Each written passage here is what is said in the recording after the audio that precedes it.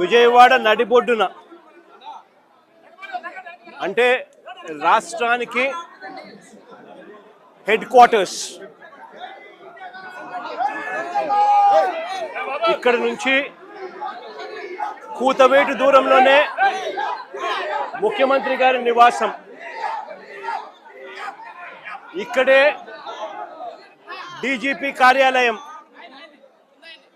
ఇక్కడి నుంచి కూతవేటు దూరంలోనే డీజీపీ కార్యాలయం, ఇక్కడే విజయవాడలోనే కమిషనరేట్, ఇక్కడే ఏసీబీ పరిధి, ఇదే పరిధిలోనే ఈ పోలీస్ స్టేషన్, ఇదే పోలీస్ స్టేషన్ పరిధిలోనే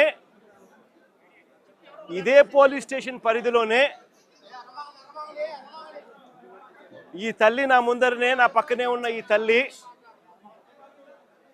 ఎంత దారుణంగా ఈ ఘటన జరిగింది అని చెబుతూ రోధిస్తా ఉన్న దృశ్యం. ఈరోజు నేను ప్రతి ఒక్కరిని కూడా ఒకటే ఆలోచన చేయమని అడుగుతా ఉన్నా. కొంతమంది చంద్రబాబు నాయుడు గారు దగ్గరుండి ప్రోత్సహిస్తా ఉన్న కొంతమంది పోలీసుల వ్యవస్థలతో,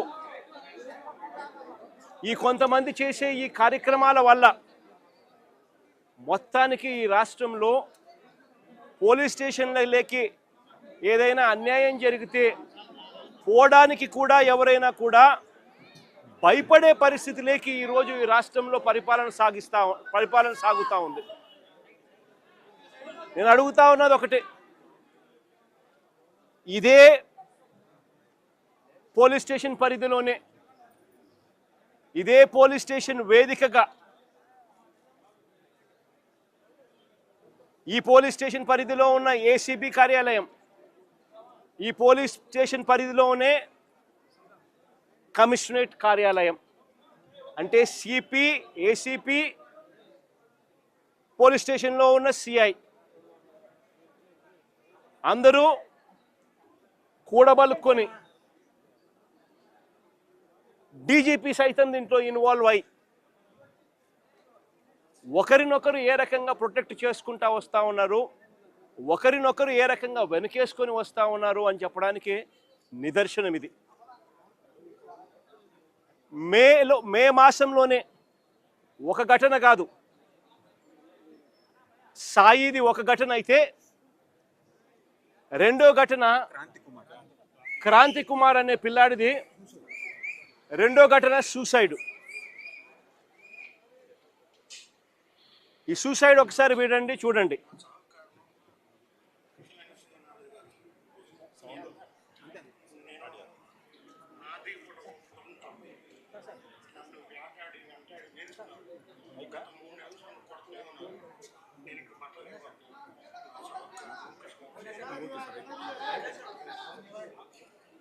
ఈ క్రాంతి కుమార్ అనే అబ్బాయి ఆత్మహత్య చేసుకున్నాడు.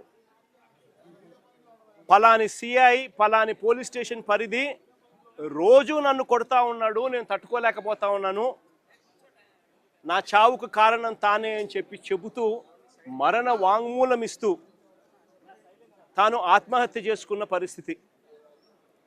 అది మే మాసంలోనే మే 9వ తారీఖున సాయి ఘటన కూడా జరిగింది. మే 9వ తారీఖు నుంచి ఈ తల్లి తన కొడుకుకు జరుగుతూ ఉన్న అన్యాయమైన పరిస్థితిని చూడలేక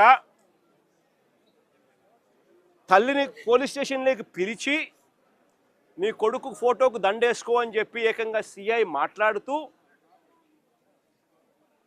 తల్లిని హేళనగా మాట్లాడమే కాకుండా చివరకు తన సాయి అనే ఆ పిల్లాడి చావుకు కూడా కారణమయ్యే పరిస్థితిలోకి పోతే ఆ రోజు నుంచి 9వ తారీఖు నుంచి ఆ తల్లి ప్రతిరోజు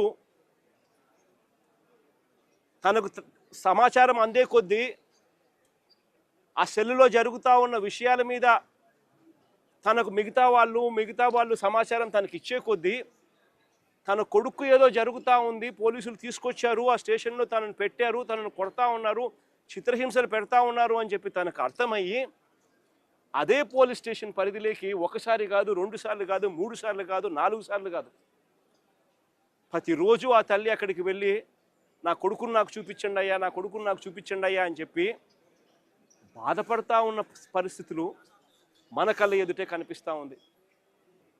ఇది జరిగిన ఘటనను చూసుకొని ఈ తల్లితో పాటు ఆ అబ్బాయి చిన్నమ్మనేమ్మ లాయరు దుర్గమ్మ, ఆ లాయరు వాళ్ళిద్దరూ డీజీపీ ఆఫీస్కి వెళ్ళి దుర్గమ్మ లాయర్ డీజీపీ ఆఫీస్కి వెళ్ళి రాతపూర్వకంగా ఇది జరుగుతూ ఉంది అని చెప్పి ఏకంగా కంప్లైంట్ ఇవ్వడం జరిగింది. కంప్లైంట్ ఇస్తే ఆ కంప్లైంట్ ఏమైంది, చివరికి చెత్తబుట్టలెక్కి డీజీపీకి కంప్లైంట్ ఇవ్వడం, డీజీపీ సిపికి పంపించడం, సిపి యాక్షన్ తీసుకోవాల్సింది పోగా సిపి ఏం చేస్తూ ఉన్నారు, తల్లి దగ్గరికి మిగతా వాళ్ళని పంపించి బేరం పెట్టించే కార్యక్రమం చేస్తూ ఉన్నారు. ఖచ్చితంగా ఏదో జరిగింది, నా కొడుకు ఏదో జరిగింది అని చెప్పి ఆ తల్లికి పూర్తిగా అర్థమై జూన్ 2వ తారీఖున హైకోర్టులో హీబియస్ కార్పస్ పిటిషన్ వేసి నా కొడుకును వీళ్ళు హత్య చేసినారు, నా కొడుకు కనిపించడం లేదు, నా కొడుకును దయచేసి నాకు చూపించండి అని చెప్పి తల్లి ఆవేదనతో పిటిషన్ వేసినారు. కోర్టు ఇంటర్వ్యూన్ అయ్యి హీబియస్ కార్పస్ మీద స్పందించే కార్యక్రమం చేస్తే ఆ తర్వాత మనలాంటి వాళ్ళు అందరూ కూడా జరుగుతూ ఉన్న అన్యాయాన్ని చూడలేక అందరూ కూడా ఆ తల్లికి సపోర్టుగా నిలబడితే అప్పుడు గత్యంతరం లేక ఈరోజు సిఐని సస్పెండ్ చేశారు. నేను అడుగుతా ఉన్నా, సిఐని ఎందుకు సస్పెండ్ చేశారని చెప్పి చెప్పగలరా? సిఐని ఎందుకు సస్పెండ్ చేశారని? సిఐని సస్పెండ్ ఎందుకు చేశారు? చంపేశాడనే కదా, మీరు దానికి ఒప్పుకున్నారు కాబట్టే కదా ఈరోజు సిఐని సస్పెన్షన్ జరిగింది. అంటే ఒకే పోలీస్ స్టేషన్లోనే ఆ సిఐ పరిధిలోనే ఆ సిఐని ప్రొటెక్ట్ చేస్తూ ఏసీపీని ప్రొటెక్ట్ చేస్తూ కమిషనర్ని ప్రొటెక్ట్ చేస్తూ డీజీపీ మొత్తం అందరికీ తెలిసి సిఐ స్టేషన్లో ఒక హత్య కాదు పోలీస్ స్టేషన్లో ఇలాగనే కొడుతూ ఒకరు చావుకు కారణమైతే ఇంకొకరు ఆత్మహత్య చేసుకుని వీడియో ద్వారా తన మెసేజ్ని తెలియజేసిన పరిస్థితి. నేను ఒకటే చెప్తా ఉన్నా, ఈరోజు సస్పెన్షన్ అంటే ఏంది? టెంపరీగా ఒక పోలీస్ ఆఫీసర్ను డ్యూటీస్ నుంచి తప్పించడం. అంటే ఒక మనిషి హత్య చేసిన ఆ మనిషి కొట్టి గోరులు పీకి రకరకాల చిత్రహింసలు పెట్టి చివరికి హత్య చేస్తే మనిషిని నువ్వు ఏం చేస్తా ఉన్నావు? శిక్ష కేవలం టెంపరీగా తన డ్యూటీ నుంచి సస్పెండ్ చేస్తూ ఉన్నారు. ఇదే చేయాల్సింది. అది కూడా ఇంత పెద్ద ఇష్యూ అయి బయటకు వచ్చిన తర్వాతనే మీకు చేయాలన్న కనీసం ఆలోచన వచ్చింది. ఇది బయటికి రాకపోయినంటే అది కూడా ఆలోచన కూడా వచ్చేది కాదు. ఒకవైపున ఇంత హేయమైన కార్యక్రమం జరిగింది అని అంటే ఆ సిఐని, ఆ బాధితుడైన ఏసీపీని, ఆ బాధ్యులైన కమిషనర్ను, వీళ్ళందరినీ డీజీపీ వరకు కూడా మర్డర్ కేసు ఛార్జ్ చేసి స్టేషన్లలో పెట్టాల్సింది పోయి కేవలం ఒక సిఐని టెంపరీగా సస్పెన్షన్. అంటే దాని అర్థం ఏంది? అందరూ పగడ్బందీగా కలిసికట్టుగా నేరం చేసి తూతూ మంత్రంగా కంటి తుడుపు చర్యగా కేవలం